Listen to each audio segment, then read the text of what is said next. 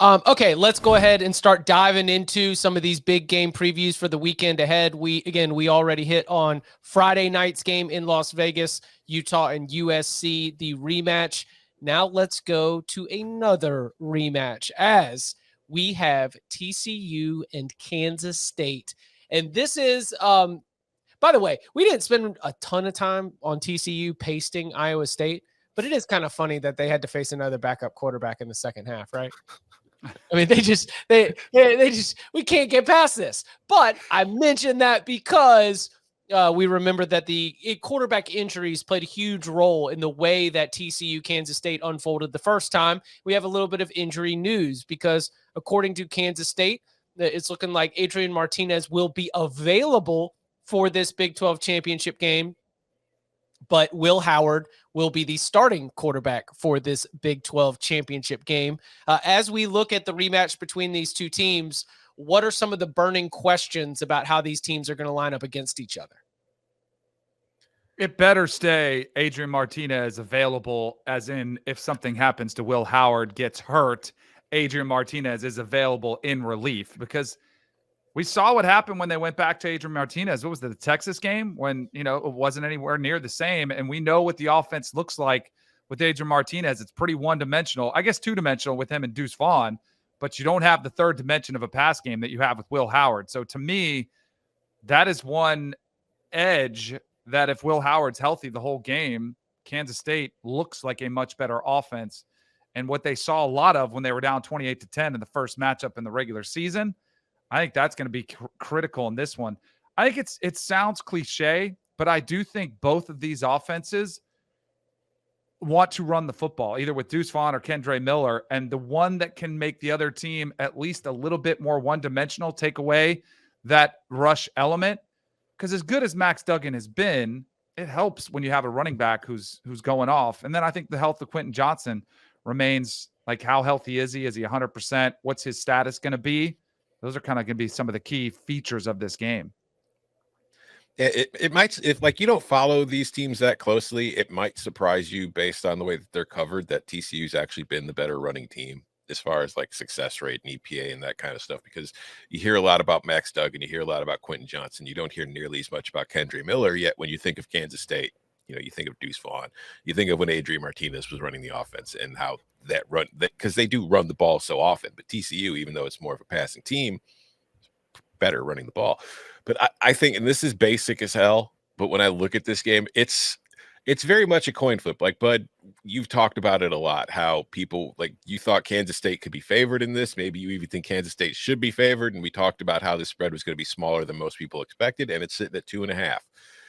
But I think this game is something of a coin flip. I think I like TCU because it is battle tested, and it has shown us time and time and time again that it's ready to be in these situations. And when it's, nut cutting time, TCU is ready to play. But I think that this is really going to come down to which defense manages a stop, because both of these teams, like, despite their styles on offense, they're both very good at finishing drives. Like, when they get scoring opportunities, they cash them in. They're two of the better offenses in the country at that.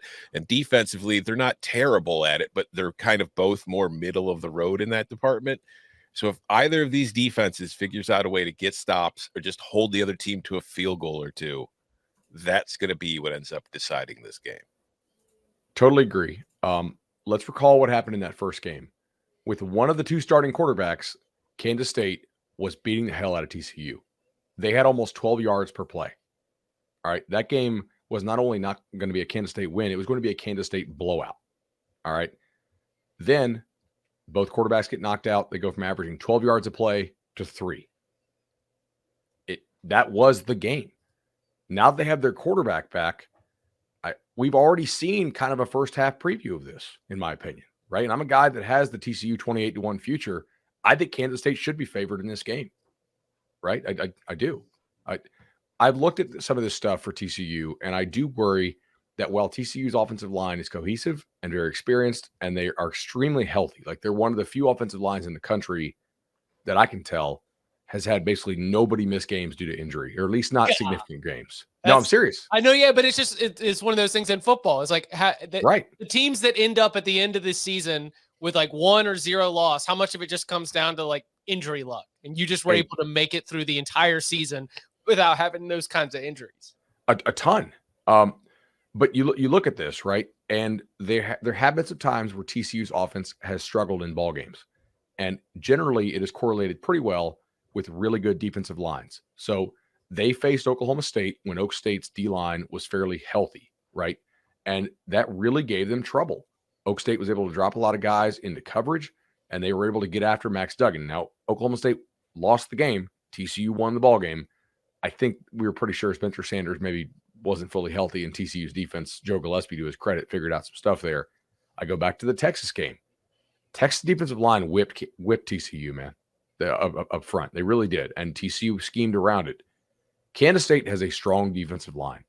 They do. They also, in that first matchup, they lost Julius Brents, who was one of their best cover guys. I think they had a safety go down or a linebacker rejected for targeting, if I recall. I think Kansas State is probably the best team in the Big 12, right?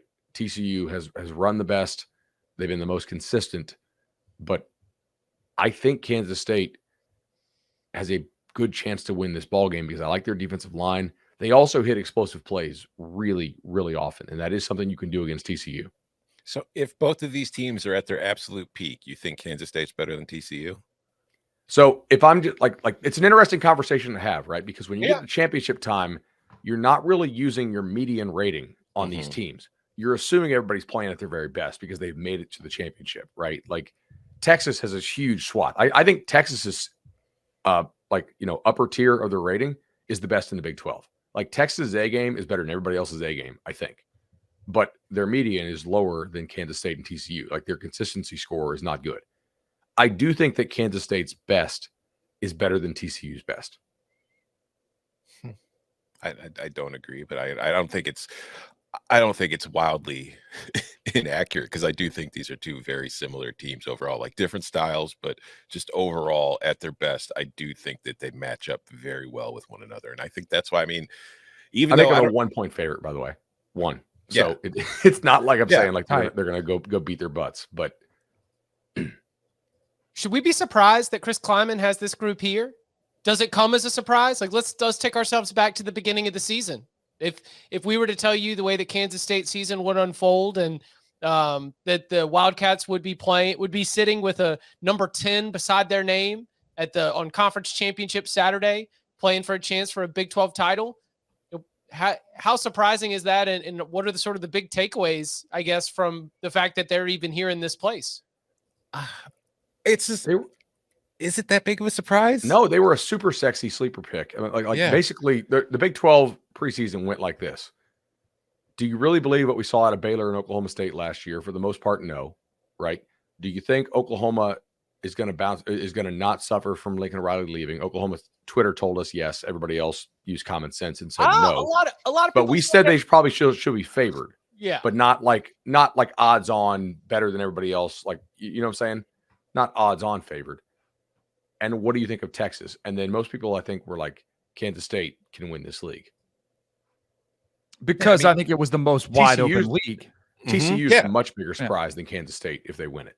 Yeah, but like the fact that we're on TCU 28-1 futures kind of gives you an idea of what we thought of the Big 12 before the season began, where there wasn't like Oklahoma's Oklahoma, and we all had questions about it coming into the year. It could have been really good just because it's Oklahoma, or we could have seen what we've seen, where it had a very down year because a whole lot of people in new spots that they aren't used to. Texas is, as you were just saying, at their A game, they're great. At their average, they're not. So there was no dominant team in the conference. So for me, when you play a round robin like this and there's no dominant team in the conference, I don't think you can have a surprise reach the conference championship game.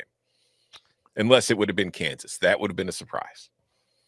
Tom and I had Kansas 5th when we had to fill out our preseason order of finish.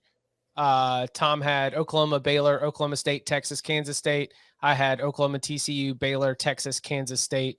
David Cobb had them at 3rd, and that was the highest of anybody of the CBS Sports experts when we had to put together our order of finish. Fantastic job by Chris Kleiman. When they were in the middle of last season, they were losing all of the early slate of conference games. Kansas State fans were a little bit upset. And how things have certainly flipped since then. Didn't know Tulane was going to be this good either, right? Mm. So it helps things.